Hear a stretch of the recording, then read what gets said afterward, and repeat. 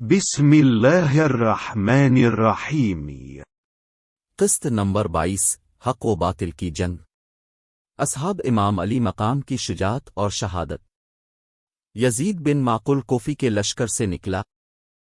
امام علی مقام کی طرف سے بریر بن حدیر آگے آئے اور ان کے سر پر اس طرح مارا کہ وہ گر پڑے. چنانچہ اس نے ردی بریر کو گلے لگایا اور دونوں کشتی لڑنے لگے.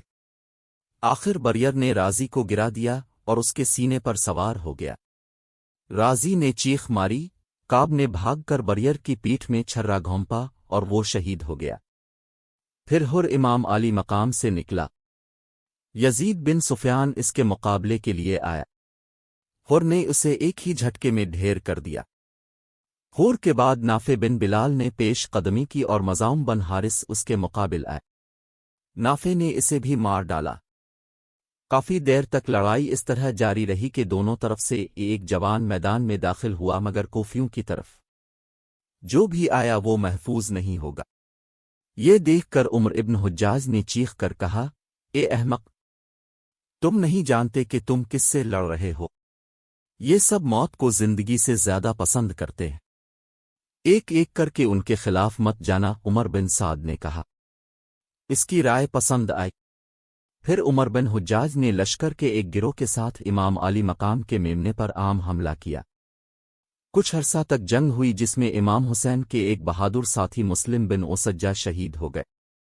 اس کے بعد شمر نے ایک بڑے گروہ کے ساتھ امام پر حملہ کیا اور اس حملے سے یزیدی فوج امام کے ساتھیوں پر برس پڑی.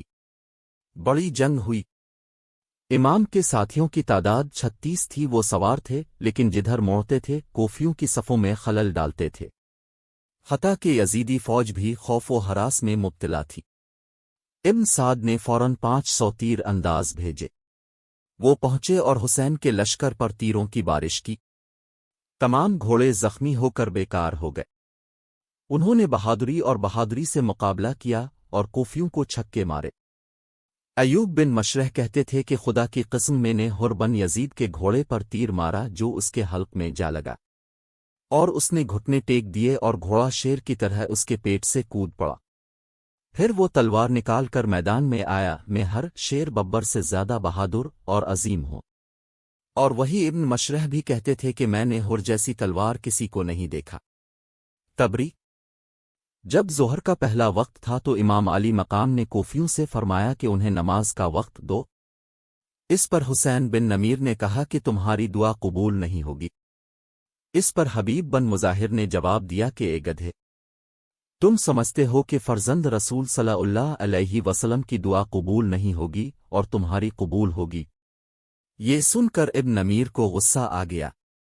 اس نے حبیب پر حملہ کیا. حبیب نے خود کو بچایا اور تلوار چلائی. اس نے اپنے گھوڑے کو اس طرح منہ میں مارا کہ وہ دونوں اگلی ٹانگیں اٹھا کر کھڑا ہو گیا اور ابن نمیر اس کی پیٹھ سے گر پڑا. لیکن کوفیوں نے حبیب کو گھیر لیا اور وہ کافی دیر تک بہادری سے لڑتے رہے. لیکن ایک بڑے گروہ کے خلاف اکیلے لڑتے ہوئے جب وہ تھک گئے تو ایک تمیمی نے اس پر نیزے سے وار کیا. وہ گرا اور ابھی اٹھ ہی رہا تھا کہ ابن نمیر نے اس پر تلوار ماری. وہ پھر گرا اور تمیمی گھوڑے سے اتر کر اس کا سر کٹ گیا. حبیب کی شہادت کا امام علی مقام کے دل پر بڑا اثر ہوا. انہوں نے کہا کہ میں نے اپنی اور اپنے ساتھیوں کی جانیں اللہ تعالیٰ کے سپرد کر دیں. ہور نے آپ کو غمگین دیکھا تو راضی پڑھتے ہوئے میدان سے نکل گئے. ان کے ساتھ زہیر بن قیس بھی تھے. دونوں لڑ پڑے. ان میں سے ایک حملہ کرتا اور جب دشمن کے گھر میں داخل ہوتا تو دوسرا حملہ کر کے اسے بچاتا. اس طرح یہ دونوں دیر تک تلوار بازی میں مشغول رہے. آخر کار ایک بہت بڑی فوج نے ہر کو گھیر لیا اور وہ شہید ہو گیا. اب زہیر اکیلا رہ گیا اور دیر تک دشمنوں سے لڑتا رہا. پھر وہ بھی تلوار چلاتے ہوئے شہید ہو گیا. ہاشمی جوانوں کی بے مثال بہادری اور شہادت. یہ بھی کربلا میں اصحاب امام علی مقام کی وفاداری کا ایک بڑا کارنامہ تھا کہ جب تک ان میں سے ایک بھی باقی رہا امام علی مقام کے بھائی، بیٹے، بھتیجے وغیرہ میں سے کوئی بھی وغیرہ انہوں نے اسے لڑنے کے لیے میدان میں نہیں جانے دیا، بلکہ ان میں سے کسی ایک کو بھی غزنت تک پہنچنے کی اجازت نہیں دی گئی. اگرچہ اس دوران کوفیوں کی طرف سے تیروں کی شدید بارش ہوئی لیکن اس کے باوجود تاریخ میں کہیں بھی ہاشمی جوان بچے کو ایک بھی زخم نہیں لگا۔ سب کی شہادت کے بعد اسد اللہ غالب کے شیروں، فاطمہ الزہرا کے اور سید الانبیاء علیہ السلام کے چاہنے والوں کی باری تھی، اور سخت دل بہادر بھی اپنی اسد اللہ تلواروں کے حملوں سے چیخ اٹھے۔ انہوں نے جنگ کے وہ جوہر دکھائے کہ کربلا کی پوری سرزمین دشمنوں کے خون سے رنگین ہو گئی۔ اگر پانی پہلے بند نہ کیا جاتا تو ہاشمی خاندان کا ایک جوان پوری فوج کو تہس نہس کر دیتا۔